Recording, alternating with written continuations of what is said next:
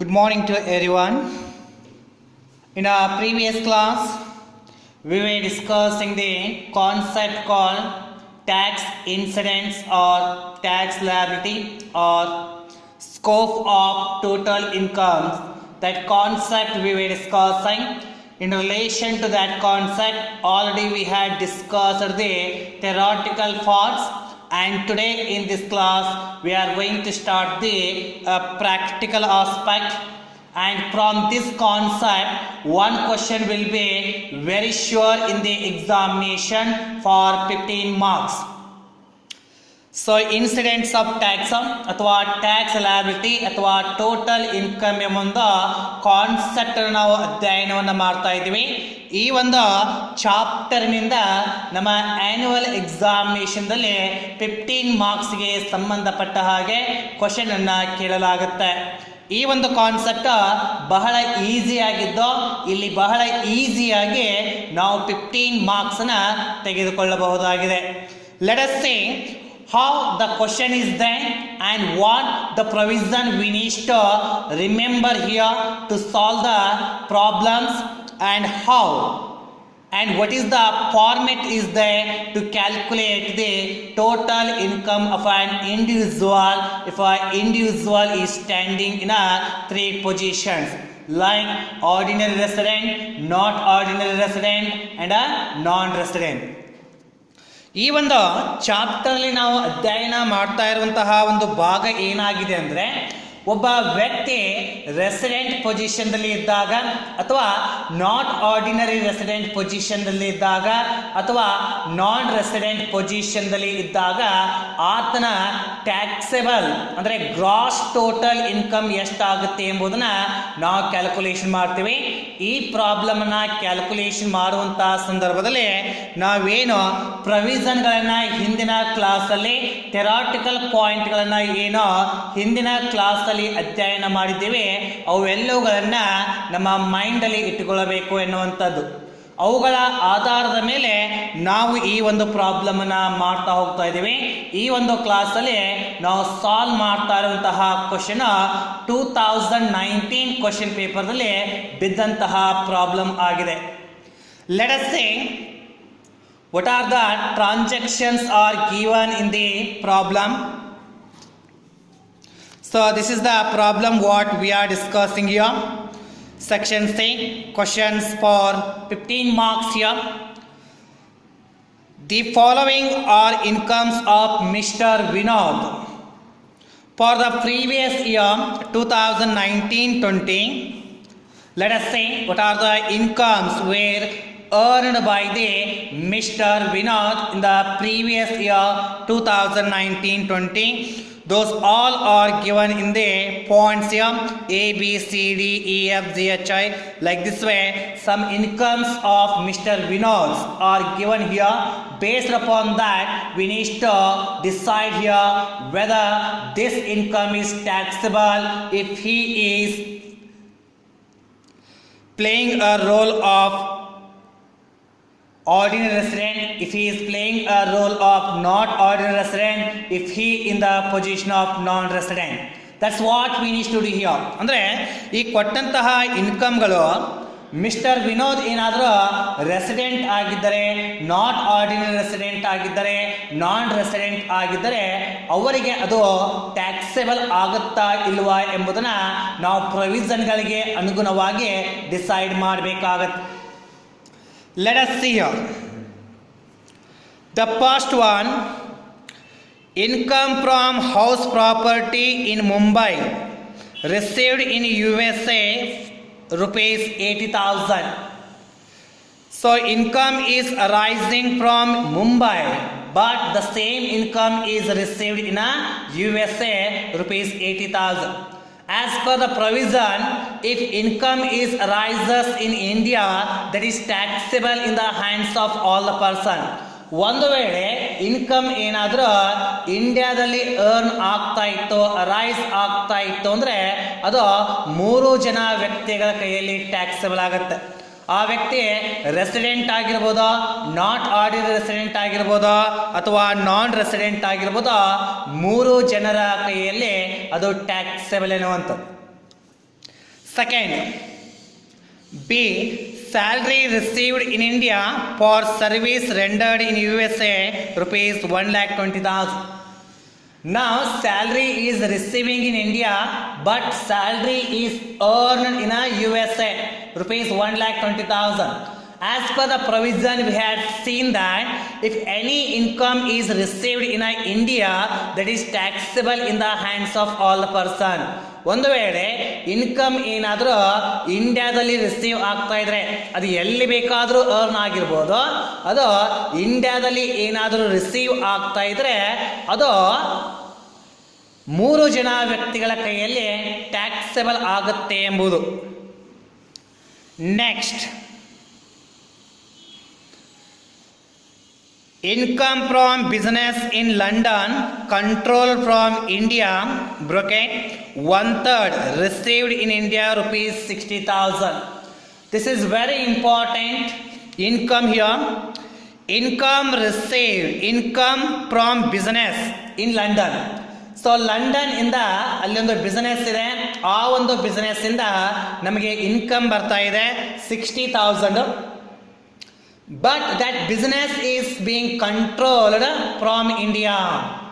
ನಾವು ಪ್ರೊವಿಷನ್ಗಳನ್ನು ನೋಡುವಂತಹ ಸಂದರ್ಭದಲ್ಲಿ ಅದು ರೆಸಿಡೆಂಟ್ಗೆ ಸಂಬಂಧಪಟ್ಟ ಹಾಗೆ, ನಾಟ್ ಆರ್ಡಿನರಿ ರೆಸಿಡೆಂಟ್ಗೆ ಸಂಬಂಧಪಟ್ಟ ಹಾಗೆ ಮತ್ತು ನಾನ್ ರೆಸಿಡೆಂಟ್ಗೆ ಸಂಬಂಧಪಟ್ಟ ಹಾಗೆ ಡಿಸ್ಕಷನ್ ಮಾಡುವಂತಹ ಸಂದರ್ಭದಲ್ಲಿ ನಾವು ಪ್ರೊವಿಷನ್ ನೋಡ್ತಾ ಹೋಗಿದ್ದೀವಿ.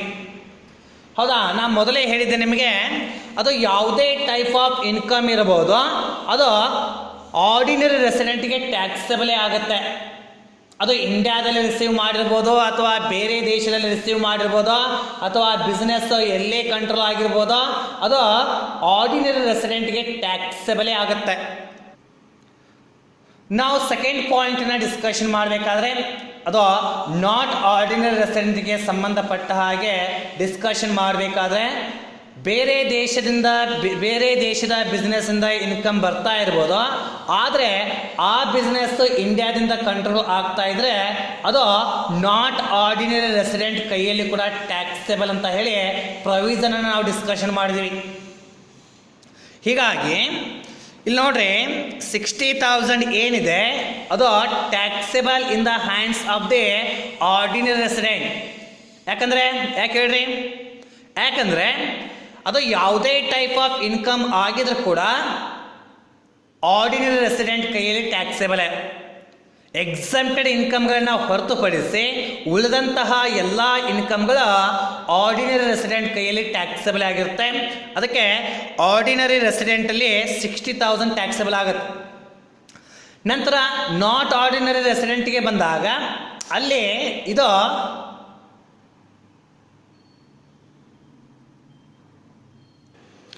ನಾಟ್ ಆರ್ಡಿನರಿ ರೆಸಿಡೆಂಟ್ಗೆ ಬಂದಾಗ ಇದು ನಾಟ್ ಆರ್ಡಿನರಿ ರೆಸಿಡೆಂಟ್ ಕೈಯಲ್ಲಿ ಕೂಡ ಟ್ಯಾಕ್ಸೇಬಲ್. ಯಾಕಂತ ಹೇಳಿದ್ರೆ business is being controlled from India. ಅದಕ್ಕೆ ನಾಟ್ ಆರ್ಡಿನರಿ ರೆಸಿಡೆಂಟ್ ಕೈಯಲ್ಲಿ ಕೂಡ 60,000 ಕೊಡಬೇಕಾಗುತ್ತೆ. ಮತ್ತೆ ನಾನ್ ರೆಸಿಡೆಂಟ್ಗೆ ಹೋಲ್ 60,000 ಇಲ್ಲಿ ಟ್ಯಾಕ್ಸೇಬಲ್ ಆಗೋದಿಲ್ಲ, 1/3 ಮಾತ್ರ ರಿಸೀವ್ ಆಗ್ತಾ ಇದೆ. ಆ 1/3 ಭಾಗವನ್ನು ಅಂದರೆ 20,000 ಮಾತ್ರ ನಾನ್ ರೆಸಿಡೆಂಟ್ಗೆ ಟ್ಯಾಕ್ಸೇಬಲ್ ಅಂತ ಹೇಳಿ ಕೊಡಬೇಕಾಗತ್ತೆ ಅನ್ನುವಂಥದ್ದು. Next, income from D agriculture in Nepal 50,000, half of which remitted to India. So income is earning from agriculture in Nepal, but the half of the agriculture income is remitted to India.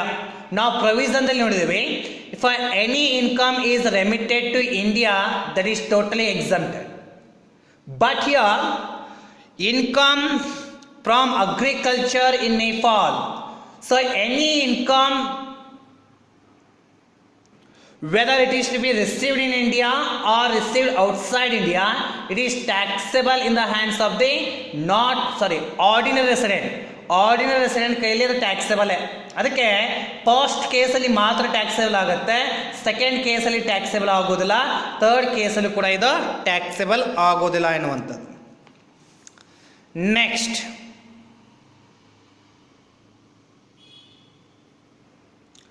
Income from interest on post office savings bank account rupees 5,000. Now interest is earning here from the scheme called post office scheme, and the interest amount is 5,000.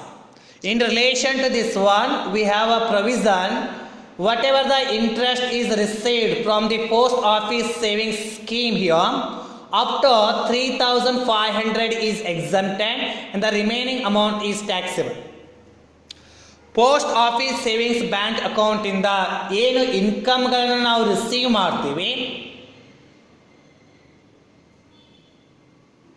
ಆ income interest ರೂಪದಲ್ಲಿರುತ್ತೆ. 3,500 ವರೆಗೂ interest exempt ಇರುತ್ತೆ. 3 ಜನ ವ್ಯಕ್ತಿಗಳ ಕೈಯಲ್ಲಿ 3,500 interest exempted ಇರುತ್ತೆ. ಮತ್ತೆ 3,500ಕ್ಕಿಂತ ಮೇಲ್ಪಟ್ಟು ಏನು amount ಇರುತ್ತೆ ಅದು 3 ಜನರ ಕೈಯಲ್ಲಿ ಟ್ಯಾಕ್ಸೇಬಲ್. ಈ ಒಂದು ಇನ್ಕಮ್ ನೋಡಿದರೆ 5,000 ರಿಸೀವ್ ಮಾಡ್ತಾ ಇದ್ದಾರೆ. 5,000 3,500 3 ಜನ ವ್ಯಕ್ತಿಗಳ ಕೈಯಲ್ಲಿ ಅದು ಎಕ್ಸೆಂಪ್ಟೆಡ್. 1,500 ರಿಮೈನಿಂಗ್ ಏನಿರುತ್ತೆ ಅದು 3 ಜನರ ವ್ಯಕ್ತಿಗಳಲ್ಲಿ ಟ್ಯಾಕ್ಸೇಬಲ್ ಆಗುತ್ತೆ ಅನ್ನುವಂಥದ್ದು. Next F, salary of rupees 1,50,000 paid in Dhaka for his service to government of India in Bangladesh. This is very important income. Salary of rupees 1,50,000 paid to Mr. Vinod for his services to government of India in Bangladesh. ನೋಡ್ರಿ, mister ವಿನೋದ್ಗೆ government of ಇಂಡಿಯಾಗೆ ಆತ service ಕೊಟ್ಟ ಕಾರಣಕ್ಕಾಗಿ 1,50,000 ಅಮೌಂಟನ್ನು ನಾವು ಕೊಡ್ತಾ ಇದ್ದೀವಿ. ಆತ ಸರ್ವಿಸ್ ಕೊಟ್ಟಿದ್ದಲ್ಲಿ ಬಾಂಗ್ಲಾದೇಶದಲ್ಲಿ, ಬಟ್ ರಿಸೀವ್ ಮಾಡ್ತಾ ಇರೋದಲ್ಲಿ ಢಾಕಾದಲ್ಲಿ. ಹೌದಾ? ಸೊ ಇಲ್ಲಿ ನಾವು ನೋಡ್ತಾ ಇರುವಂಥದ್ದು ಇನ್ಕಮ್ ರಿಸೀವ್ ಆಗ್ತಾ ಇರೋದು ಬಾಂಗ್ಲಾದೇಶದಲ್ಲಿ ಆಗ್ತಾ ಇದೆ. ಆದರೆ ಅದು ನಾವು ಇಂಡೈರೆಕ್ಟಾಗಿ ಯೋಚನೆಯನ್ನು ಮಾಡಿದಾಗ, ಇಂಡೈರೆಕ್ಟಾಗಿ ಥಿಂಕ್ ಮಾಡಿದಾಗ ಅದು ಭಾರತ ದೇಶದಿಂದ ಜನರೇಟ್ ಆಗ್ತಾ ಇರೋಂಥ ಇನ್ಕಮ್ ಅಂತ ಅನ್ನಿಸ್ತಾ ಇದೆ. ಅದಕ್ಕೆ ಇದು ಯಾವ ಕೆಟಗರಿಯಲ್ಲಿ ಬರ್ತಾ ಇರೋಂಥ ಇನ್ಕಮ್ ಅಂತ ಹೇಳಿದ್ರೆ deem to be accrued or deem to be arises, ಆ ಒಂದು ಕೆಟಗರಿಯಲ್ಲಿ ಬರ್ತಾ ಇರೋಂಥ ಇನ್ಕಮ್ ಇದು. Deem to be arises or deem to be accrued incomes in India ಅಂತ ನಾವೇನು ಕಾನ್ಸೆಪ್ಟನ್ನ ಹಿಂದಿನ ಕ್ಲಾಸಲ್ಲಿ ನೋಡಿದ್ವಿ, ಅದರಲ್ಲಿ ಬರ್ತಾ ಇರೋಂಥ ಒಂದು ಇನ್ಕಮ್ ಇದು. Deem to be received or deem to be accrued in India ಇದ್ರೆ ಅದು 3 ಜನ ವ್ಯಕ್ತಿಗಳ ಕೈಯಲ್ಲಿ ಟ್ಯಾಕ್ಸೇಬಲ್ ಆಗುತ್ತೆ. ಅದಕ್ಕೆ 1,50,000 is taxable in all the 3 persons. Next, business profit earned in the past but remitted to India in the previous year 20,000. So business profit ಅದು previous ಇಯರಲ್ಲಿ earn ಆಗಿದೆ, ಆದರೆ ಅದನ್ನು ಸೊ ಬೇರೆ ಒಂದಷ್ಟು ವರ್ಷಗಳಲ್ಲಿ ಪ್ರೀವಿಯಸ್ ಇಯರ್ ಬಿಟ್ಟು ಅದರ ಹಿಂದಿನ ವರ್ಷಗಳಲ್ಲಿ ಅರ್ನ್ ಆಗಿರುವಂತಹ ಬಿಸ್ನೆಸ್ ಪ್ರಾಫಿಟನ್ನು ಹಿಂದಿನ ವರ್ಷ ಅವರು ರೆಮಿಟ್ ಮಾಡ್ತಾ ಇದ್ದಾರೆ, ತರ್ತಾ ಇದ್ದಾರೆ. ನಾವು ಎಕ್ಸೆಂಪ್ಟೆಡ್ ಇನ್ಕಮ್ ಲಿಸ್ಟಲ್ಲಿ ಇದನ್ನು ನೋಡಿದ್ವಿ. If a business profit is earn in the earlier year but it is remitted to India in the past year, in the previous year, then it is totally exempt ಅಂತ ನೋಡಿದ್ವಿ ನಾವು. ಹೌದಾ? ಹಿಂದಿನ ವರ್ಷಗಳಲ್ಲಿ ಬಿಸ್ನೆಸ್ದ ಪ್ರಾಫಿಟನ್ನು earn ಮಾಡಿ ಆ ಹಿಂದಿನ ವರ್ಷದಲ್ಲಿ ಮಾತ್ರ ಅದನ್ನು ಭಾರತ ದೇಶಕ್ಕೆ ರೆಮಿಟ್ ಮಾಡ್ತಾ ಇದ್ರೆ ಅದು ಎಕ್ಸೆಂಪ್ಟೆಡ್. ಅದಕ್ಕೆ 3 ಜನ ವ್ಯಕ್ತಿಗಳ ಕೈಯಲ್ಲಿ ಇದು ಟ್ಯಾಕ್ಸೇಬಲ್ ಆಗೋದಿಲ್ಲ ಎನ್ನುವಂಥದ್ದು. Next H, interest in respect of securities in a French company received outside India rupees 10,000. So ಅಂದರೆ ಮಿಸ್ಟರ್ ವಿನೋದ್ ಫ್ರೆಂಚ್ ಕಂಪನಿಯಲ್ಲಿ ಒಂದಷ್ಟು ಸೆಕ್ಯೂರಿಟಿಗಳನ್ನ ಪರ್ಚೇಸ್ ಮಾಡಿದ್ದಾರೆ. ಆ ಸೆಕ್ಯೂರಿಟಿಗಳ ಮೇಲೆ ಮಿಸ್ಟರ್ ವಿನೋದ್ಗೆ 10,000 ಇಂಟ್ರೆಸ್ಟ್ ಬರ್ತಾ ಇದೆ. ಆ 10,000 ಅಮೌಂಟನ್ನು ಅವರು ಔಟ್ಸೈಡ್ ರಿಸೀವ್ ಮಾಡ್ತಾ ಇದ್ದಾರೆ. ಇದು ಇಂಡಿಯಾದಲ್ಲಿ ಅರ್ನ್ ಆಗ್ತಾ ಇಲ್ಲ, ಇಂಡಿಯಾದಲ್ಲಿ ರಿಸೀವ್ ಆಗ್ತಾ ಇಲ್ಲ, ಔಟ್ಸೈಡ್ ಅರ್ನ್ ಆಗಿ ಔಟ್ಸೈಡ್ ರಿಸೀವ್ ಆಗ್ತಾ ಇದೆ, ಈ ರೀತಿಯಲ್ಲಿ ಇತ್ತು ಅಂತ ಹೇಳಿದ್ರೆ ಅದು ಫಸ್ಟ್ ಕೇಸಲ್ಲಿ ಅಂದರೆ ಆರ್ಡಿನರಿ ರೆಸಿಡೆಂಟ್ ಕೈಯಲ್ಲಿ ಮಾತ್ರ ಟ್ಯಾಕ್ಸೇಬಲ್ ಅಂತ ಹೇಳಿ ನಾವು ಕನ್ಸಿಡರ್ ಮಾಡ್ತೀವಿ. Next, income accrued in India. So income accrued in India just ಈ ಪಾಯಿಂಟ್ ನೋಡಿದ್ರೆ ಗೊತ್ತಾಗುತ್ತೆ, ಈ ಸ್ಟೇಟ್ಮೆಂಟ್ ನೋಡಿದ್ರೆ ಗೊತ್ತಾಗುತ್ತೆ. It is taxable in the hands of all the 3 person. Dividend received in London from the Indian company. So any dividend is declared by the Indian company that is totally exempted. Bharat ದೇಶದಲ್ಲಿ ಇರ್ತಾ ಇರೋಂಥ ಯಾವುದೇ company dividend ಅನ್ನು ಕೊಡ್ತಾ ಇದ್ದೋ, dividend ಮುಖಾಂತರ ಅಸಸ್ಸಿಗೆ ಏನಾದರೂ income ಬರ್ತಾ ಇದ್ರೆ ಆ ಡಿವಿಡೆಂಡ್ ಟ್ಯಾಕ್ಸೇಬಲ್ ಆಗೋದಿಲ್ಲ, ಅದು exempted, ನೆನಪಿಟ್ಕೋಬೇಕು. So these are the some incomes were given based upon the provision whether it is to be taxable in the hands of the first person, second person or third person. We need to judge here, and based upon the judgment we are going to enter the income. Whether it is to be taxable in the hands of the ordinary resident or it is taxable in the hands of the not ordinary resident or it is taxable in the hands of the non-resident or not. Those all things are going to be seen here based upon the provisions only. Right? Because of that reason I am saying you all, we need to thorough with the provisions what we had discussed. Okay, so based upon this one, let us have a discussion of the problem and a solution of the problem at right now. Okay, thank you.